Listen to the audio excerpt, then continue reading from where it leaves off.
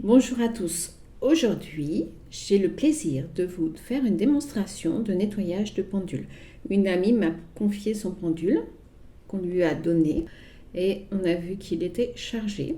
Donc, je vais le nettoyer devant vous, comme ça vous allez voir comment ça se passe.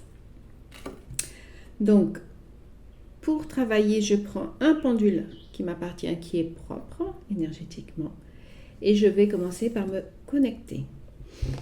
Donc je manque.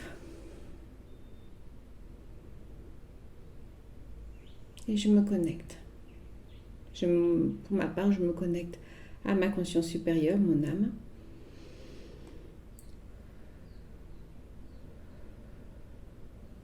Pour pouvoir travailler.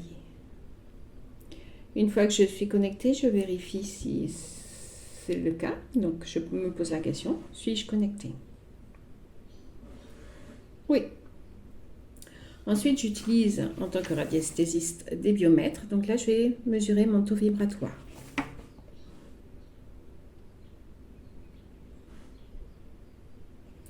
Donc, mon taux vibratoire est bien ici dans la partie rose, donc on va dire 32-34 000. C'est dans cet état-là que je dois être pour pouvoir travailler dans tout ce qui est énergétique. Ensuite, je vérifie si j'ai des influences sur moi. Les influences ne me permettraient pas de travailler de façon propre.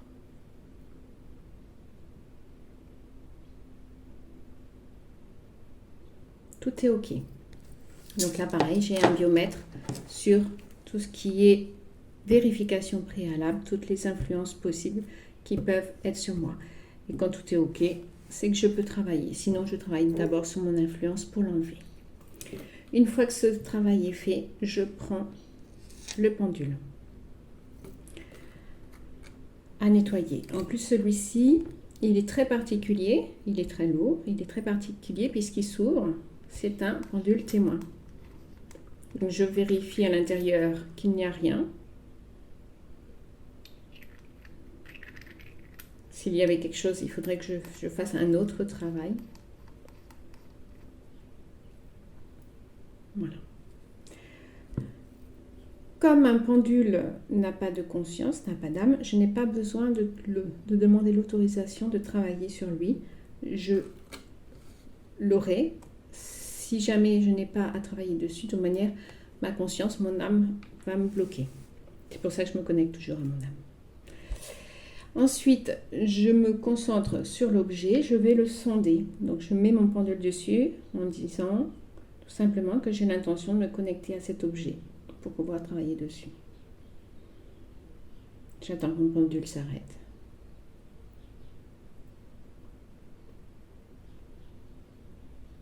Voilà, ça a été assez rapide. Je mesure son taux vibratoire, toujours avec la même planche, taux vibratoire du pendule.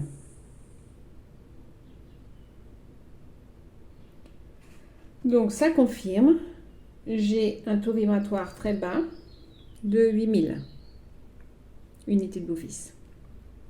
Donc c'est sûr qu'il est pathogène. Maintenant, il faut savoir pourquoi il est pathogène. Donc je vais voir les influences qui sont sur lui, si on me permet d'avoir l'information. Est-ce qu'il y a des influences à enlever? Ok, donc là je n'ai aucune influence qui aujourd'hui a travaillé dessus. Donc je vais simplement le nettoyer avec mon magnétisme. Je frotte mes mains pour activer le magnétisme naturel de mes mains que nous avons tous. Une fois que c'est activé, je mesure mon magnétisme en écartant mes bras. Donc là, je ne sais pas, comme ça vous voyez, le plus loin possible. Et j'attends d'avoir une résistance entre mes deux mains, comme si j'avais un ballon entre mes deux mains, un ballon énergétique. Et je vais condenser cette énergie qui est entre mes mains. Je vais rapprocher mes mains, donc je force pour rapprocher mes mains. Et là, je centre au milieu de la paume que ça s'active, que l'énergie s'active entre mes mains. Comme je veux avoir de la puissance dans mon magnétisme, je force, je force. Je condense l'énergie entre mes mains.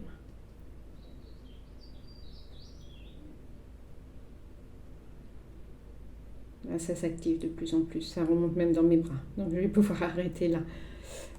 Une fois que mon magnétisme est bien enclenché, je prends l'objet dans mes mains et je ressens tout simplement ce qui se passe, en ayant l'intention de nettoyer ce qu'il y a dessus.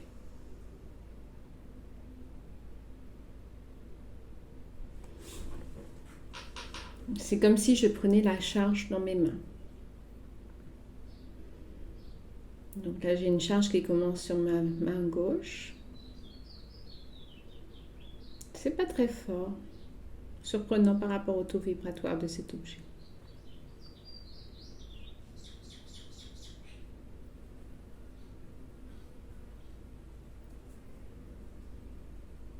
Souvent, quand je fais ça, c'est là où j'ai la mémoire de l'objet qui est révélée. Là, j'ai rien de particulier. J'ai une charge qui me remonte jusque dans le bras, là. Donc, quand la charge, elle est importante, je la jette au sol. Sinon, elle reste en moi. Voilà, j'attends. Je jette à droite, je jette à gauche. J'attends qu'il y ait assez de charge dans la main pour la jeter. Voilà, ça y est, ça commence là.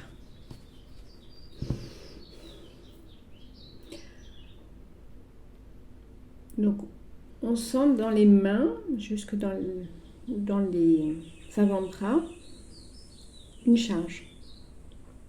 Ça picote, ça remonte. On enlève vraiment ce qui n'est pas l'énergie qui n'est pas nécessaire de l'objet.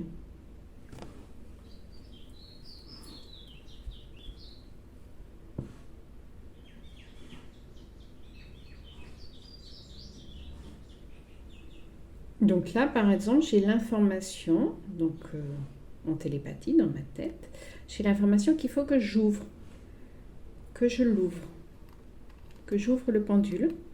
Pourquoi? Parce que il y a de l'énergie qui s'est emmagasinée à l'intérieur. C'est l'information que je viens d'avoir, tout simplement en prenant l'objet dans mes mains. Donc,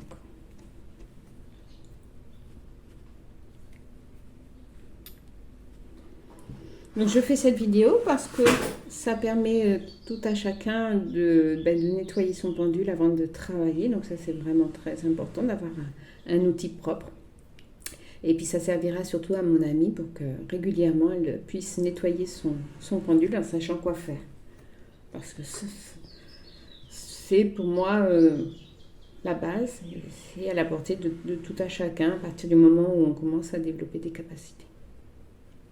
Voilà, donc cette partie-là, elle est propre. Je prends la deuxième partie où il y a aussi du creux pour vérifier qu'elle est déchargée. Voilà, donc là c'est encore bien chargé aussi. Je prends dans mes mains et je jette au sol. Alors ne pas jeter jeter au sol, mais ne pas jeter sur, si jamais vous avez un animal, un chat comme moi j'ai à mes côtés, de ne pas mettre la charge sur lui surtout.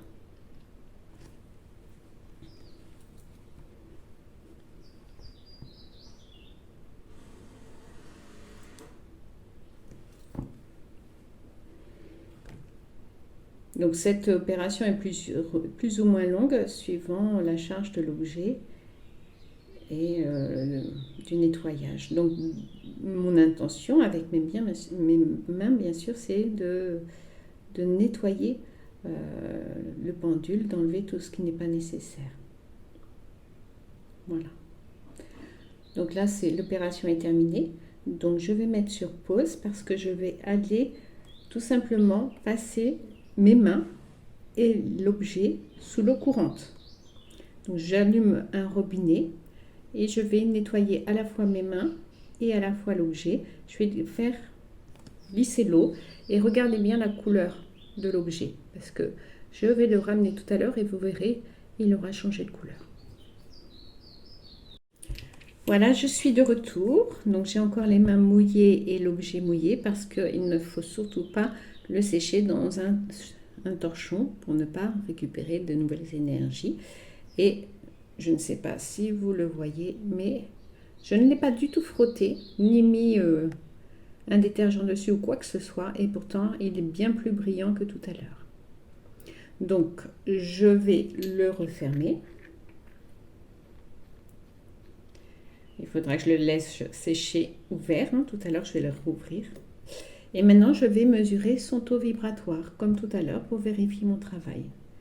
Donc, je le sonde avec mon pendule.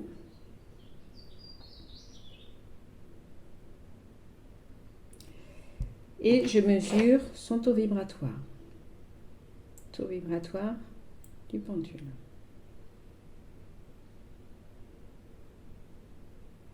Voilà, donc là, je suis montée ici à 30 000. 30 000 unités de bovie. Donc, on est parti d'ici pour aller ici. En général, quand on nettoie un pendule ou un objet, il devient neutre. Donc, la partie verte. Et là, il est puissant puisque juste en le nettoyant, sans l'énergiser, il est déjà à 30 000 unités de bovie. Donc, c'est clair que ce pendule, quand on va le mettre ensuite dans une coquille Saint-Jacques ou dans un bénitier pour qu'il prenne de l'énergie, pour qu'il soit propre et monte en taux vibratoire, il va monter dans des hautes sphères, je pense. C'est un très bel objet, un très beau pendule. Donc maintenant, je vais le tester, puisqu'il est propre, je peux. Donc je vais, voilà, je me connecte à lui. Montre-moi le oui. Montre-moi le non. Montre-moi le peut-être. Montre-moi le absolument, puisque moi j'ai... Et montre-moi le pas que. Voilà, il répond super bien. Donc moi, la convention, c'est moi qui la donne. Puisque de toute manière, un pendule n'est qu'un objet. Et c'est nous qui travaillons avec ce pendule. Stop. Parfait. Est-ce qu'il y a des influences sur toi maintenant? Sur cet objet, est-ce qu'il y a des influences? Au revoir.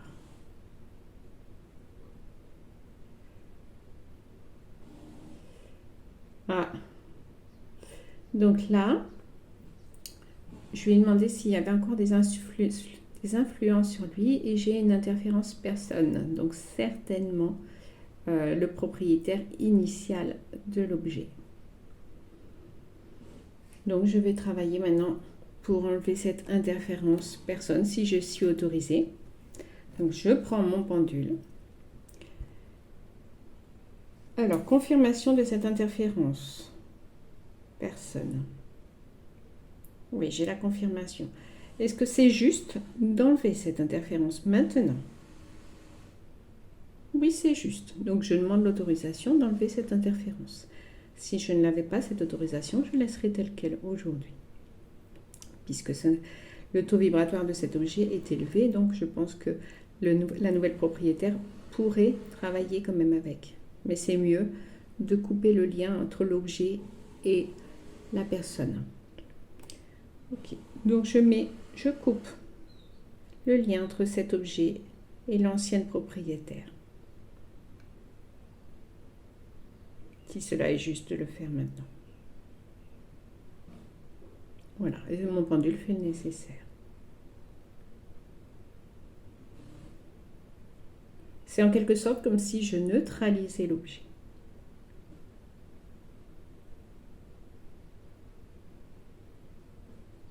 Ça y est, c'est fait. Donc je vérifie. Et comme j'aime bien mesurer, vérifier mon travail, j'utilise beaucoup les pourcentages. Donc je vérifie à combien l'interférence personne l'interférence avec l'ancien propriétaire est encore là. À combien de pourcentage? J'ai un 5%. Est-ce que je peux descendre plus bas? Ça me dit que non. Donc, 5%, c'est très faible. Je peux laisser comme ça. Est-ce qu'il y a autre chose à travailler? Non. Est-ce que le pendule est propre pour travailler maintenant avec sa nouvelle propriétaire? Eh oui, c'est parfait. Donc, je vais pouvoir fermer la séance. À chaque fois qu'on travaille sur un sujet particulier, on ferme la séance. Donc, je ferme cette séance et je remercie tous ceux qui sont intervenus. Voilà. Et maintenant, je vais rouvrir ce magnifique pendule pour le laisser sécher et je pourrai le rendre à sa propriétaire. J'espère que cette vidéo vous a plu et surtout vous sera utile pour nettoyer vos pendules. À la prochaine, merci.